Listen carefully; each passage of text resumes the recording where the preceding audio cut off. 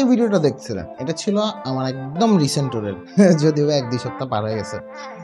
আমি আর ভাইয়া সময় পাচ্ছিলাম না।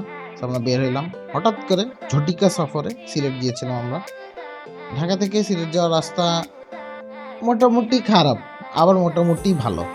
যেহেতু আমরা গিয়েছি এক রাস্তা দিয়ে, আসছি এক রাস্তা। The riding experience was dam good. রাস্তার অবস্থা যেমনই হোক না কেন। এতক্ষণ যে ক্লিপগুলো দেখছেন এটা হচ্ছে আমার এই ট্যুরের।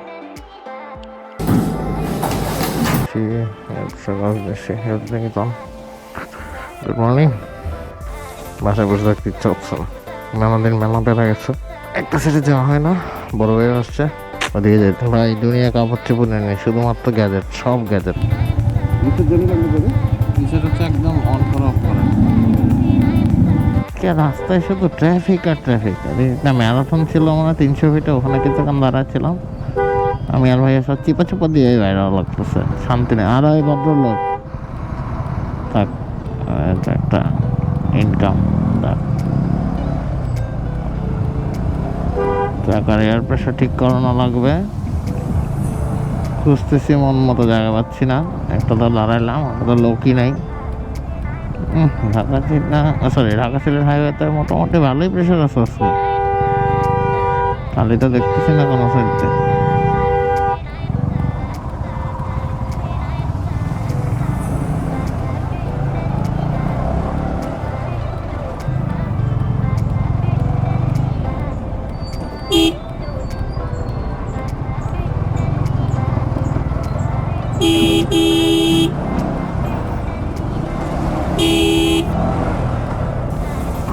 একটু রাস্তা পাড়াতে কষ্ট হয়ে যাচ্ছে।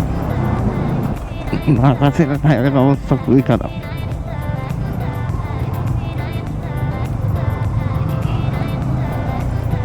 এত চলে আসছে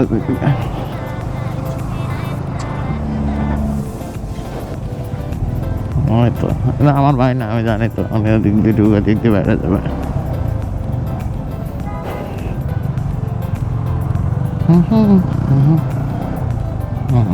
আমার ঢুকতে হবে।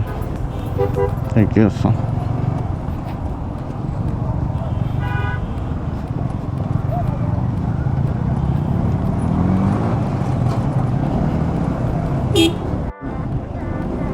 ট্রাফিক মোটামুটি প্রায় সময় থাকে। স্পেশালি শুক্রবার আমি দেখছি। এর আগের বারও এরকম একটা ঝামেলায় পড়ছিল। আমাদেরকে কর্পোরেট পিকনিক ছিল। এনিওয়েজ, বাইকে তো এটাই মজা। তেমন একটা জায়গায় আটকায়, তখন আস্তে আস্তে করে চলে যাওয়া যায়। ও, ওরা মারামারি করতেছে। আরে ভাই, মারামারি করো না। As usual. হ্যাঁ, এই যে অটো রিক্সা এভরিওয়্যার, এই যে গাড়ি আটকা রাখছে। ও এখন এটা একটু কষ্টই হবে। বাইরে গেছে, ভাইয়া টান দিয়ে দিচ্ছে। আমি এই চাকা হাওয়া ঢুকাইতেছিলাম, আমি আর তার প্যারাপিটে দিচ্ছি না।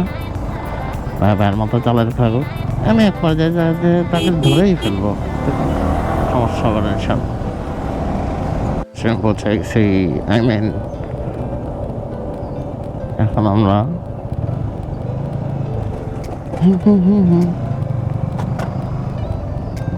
মোটরসাইকেল কন্ট্রোল নাই। Wow, god. এখন আমরা খুব সুন্দর করে উঠে গেলাম। আচ্ছা, এটাতে তো টোল ছিল আমার যতটুকু মনে আছে। আচ্ছা, এনিওয়েজ হয়তো নতুন ইয়ে করছে। মানে সিলেট আছে আর 150 কিলোমিটার। ও কোথাও বসতে হবে, একটু রেস্ট দিতে হবে, খাওয়া দাওয়া করতে হবে। স্টার্ভিং, সকাল নাস্তা না করে বের হয়ে গেছে। আর ভাই ব্রাদারের ফোন দিতে হবে, কোনটা কোথায় আছে সবগুলো একটু জিজ্ঞেস করে নিতে হবে।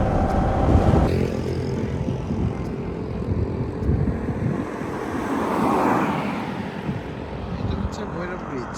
ভাবলাম ঐতিহাসিক ব্রিজটা পার হচ্ছি, সামান্য একটু দাঁড়াইনি। অবশ্য রওনাতে দিছি আর দাঁড়াইনি, একদম এখানে এসে দাঁড়াইছি।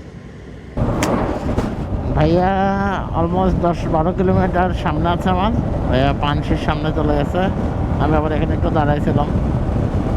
আমি একটা রেস্ট নিয়ে চালাইতেছি চিল করে করে।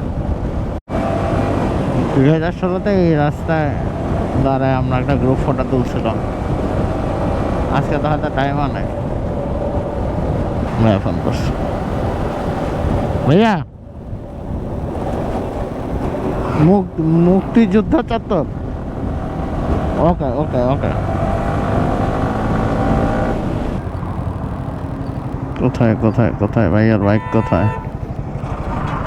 ভাইয়ার বাইক এখানে নাই। বলছে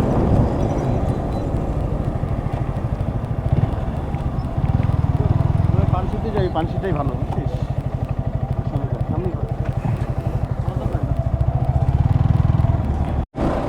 শুধু যাওয়ার কথা মানসি খেতে হবে, এটা সব সময়। দিছেন কোথাও দাঁড়াইছিলেন? দাঁড়ান নাই তো। আমি ভৈরবে দাঁড়াইছি, ব্রিজের উপর একবার। এখানে দাঁড়াইছেন? আমি মাঝখানে দাঁড়াইছি না, চা খাইছি না। আমি তো বুঝছি আপনি একদম ধুমায় টানতেছেন।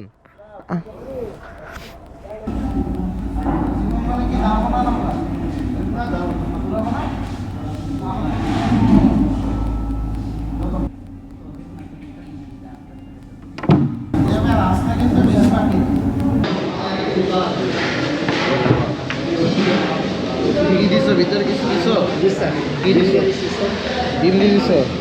ডিম ফুটে কি মুরগি বেরোবে নাকি মুরগি রান্না করা? আরামসে বসে বসে গল্প করতে হবে। মানে খ্যাসনেস চাচ্ছি না। মানে আমরা রাত্রেবেলা আমি রাত্রে বসে বসে আরামসে গল্প করবো। মানে ওই যে ইনশাল্লাহ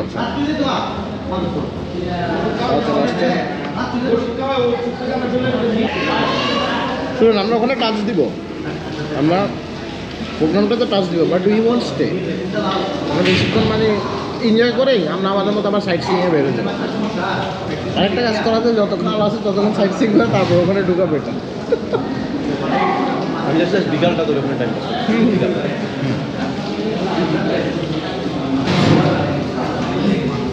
এখন আমরা হচ্ছে সাতছড়ি জঙ্গলের ভিতর দিয়ে যাবো ইনশাল্লাহ। ক্ষুধার পরিমাণ অনেক বেশি লেগে গেছে, এখন আমরা মুভ করলে ক্ষুধায় পছন্দ হয়েছে। হ্যাঁ হ্যাঁ আপনি যখন আমাকে ফোন করছেন না, তখন আমি মাত্র শুধু দাঁড়াবো, মানে কোনো এক জায়গায় আমি একটা কিছু খাবো, আমার হচ্ছে সামনে আসো। এখন আমি আবার টান দিয়ে চলে আসছি, এখন দাঁড়ালে দেরি হয়ে যাবে। আমি ভৈরব ব্রিজে একটু দাঁড়িয়েছি না। এই যে ইউজুয়াল খাওয়া দাওয়া শেষ করে ভাইয়া যেরকম প্ল্যান ছিল আমরা শায়েস্তাগঞ্জে ঢুকবো, আমরা যেটা করছি, আমরা এদিক দিয়ে না যায়, আমরা সরাইলের রাস্তা না ধরে আমরা কুট্টাপাড়া দিয়ে ঢুকে চন্দরা, তারপর হচ্ছে আপনার মাধবপুর, এদিক দিয়ে হয়ে হয়ে কষ্ট মষ্ট করে সামহাও এই শায়েস্তাগঞ্জের রাস্তায় যেয়ে ঢুকছি। এই শায়েস্তাগঞ্জের রাস্তা থেকে আমরা আবার চালানো শুরু করছি শ্রীমঙ্গলের উদ্দেশ্যে, কারণ এই রাস্তাটা হচ্ছে একটা বাইপাস রোড, মেইন রোড না। সো এদিক দিয়ে যাওয়াটা খুব মজার ছিল, আর এই রাস্তাগুলোতে তুলনামূলক কর্নারিং এর পোর্শন বেশি ছিল। যেরকম প্ল্যান করছে আমরা সেদিক দিয়ে যাচ্ছিলাম।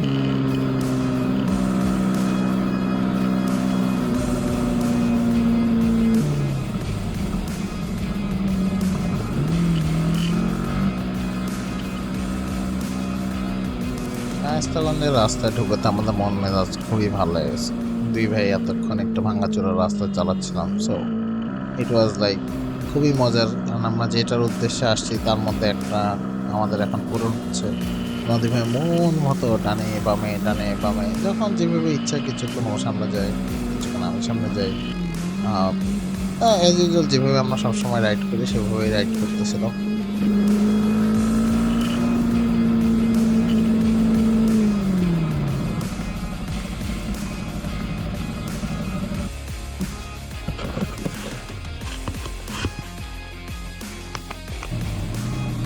শায়েস্তাগঞ্জের অর্ধেক রাস্তা আমরা পার করে ফেলছি। পার করার পর আমি আমার ক্যামেরা অ্যাঙ্গেলটা ঘুরাই দিলাম।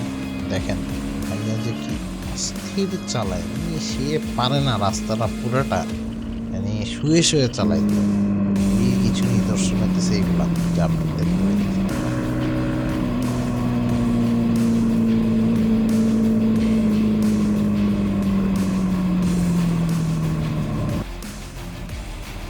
শায়েস্তাগঞ্জ থেকে বের হয়ে এই রাস্তাটায় উঠছি, এটা দিয়ে আপনার শ্রীমঙ্গলের দিকে যায়।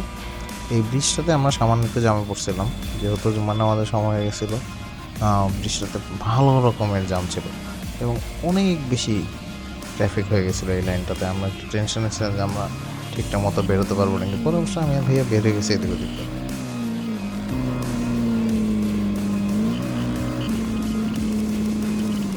রাস্তাগঞ্জ থেকে শ্রীমঙ্গল ছিল 30 কিলোমিটার মাত্র। তো আমরা ওই চালাতে চালাতে খুব তাড়াতাড়ি পৌঁছে গেছি। তো শ্রীমঙ্গলে এই জায়গায় দাঁড়ায় আমরা একটা ছবি তোলার চিন্তা ভাবনা করলাম, তারপর আবার চালানো শুরু করলাম।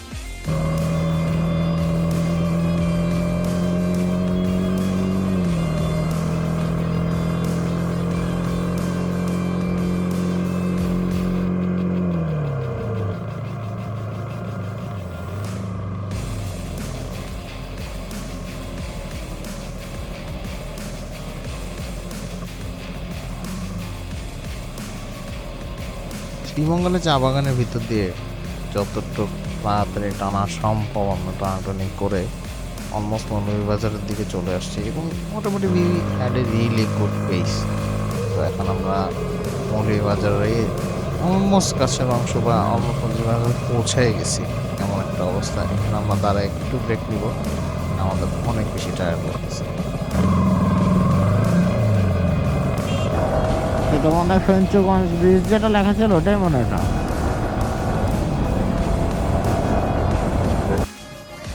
কারণ মাঝখানে সামান্য একটু ব্রেক নেওয়া দরকার, ওটাই নিচ্ছি। আর বেশিক্ষণ নাই, আমার 67 কিলোমিটার বাকি আমাদের। এলেন দাঁড়াই।